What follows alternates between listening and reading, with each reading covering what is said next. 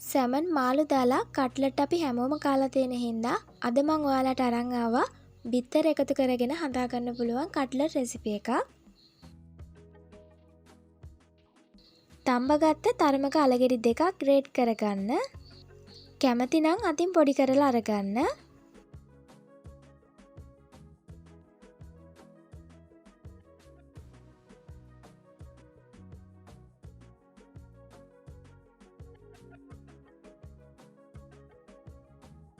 තව මම අරගන්නවා තඹපු බිත්තර දෙකක්.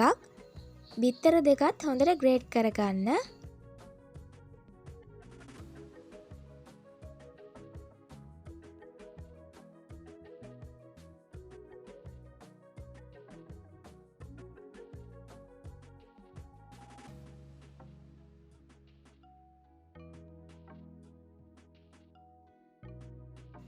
ඊට පස්සේ පොඩියට කපාගත්ත බීල් ලුණු ගෙඩියක් එකතු කරන්න.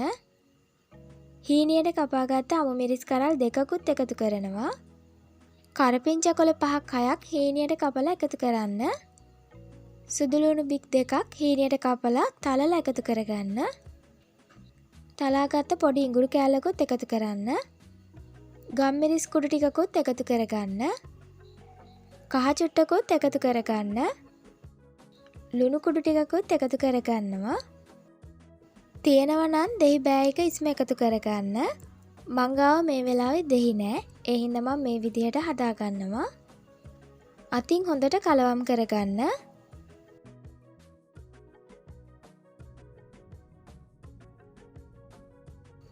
හොඳට කලවම් වුණාට පස්සේ තරමක බෝල හදා ගන්න.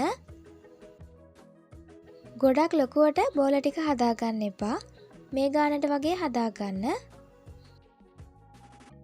දවට ගන්න පිටි බැට එකක් හදාගම්මු. පාන් පිටි කප් එකකට ලුණු චුට්ටක් එකතු කරන්න. බිත්තරයකුත් එකතු කරගන්න. හොඳට කලවම් කරලා ඇල් වතුර ටික ටික දාලා උක්කු බැට එකක් හදාගන්න. කැමති නම් බිත්තර විතරක් අරගන්න දැවටුමට.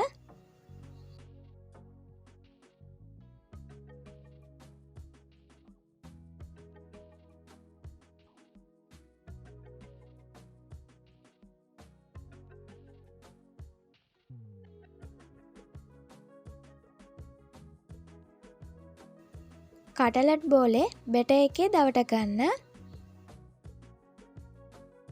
පාන් කුඩු බිස්කට් කුඩු යන වර්ග දෙකෙන් එකක් අරගෙන තවර ගන්න.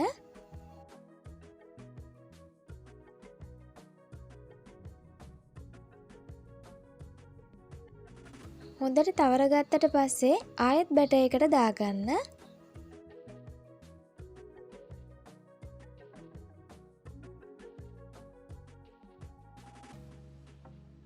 ආයෙත් පාරක් බිස්කට් කුඩු තවර ගන්න.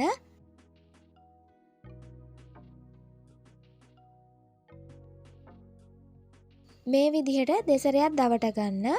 එතකොට කට්ලට් එක ලොකුවට හදා ගන්න පුළුවන්.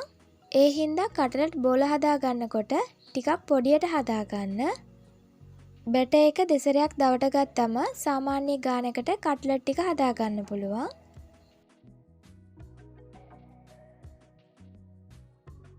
එහාට මෙහාට කරලා බැද ගන්න ඕනේ.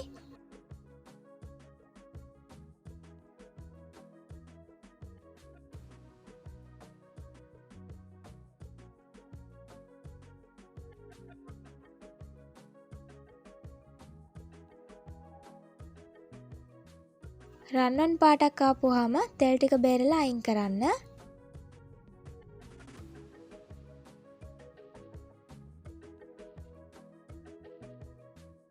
සැමන් මාළු වෙනුවට බිත්තර එකතු කරලා කට්ලට් හදාගත්තම ලාභයි වගේම ලේසි.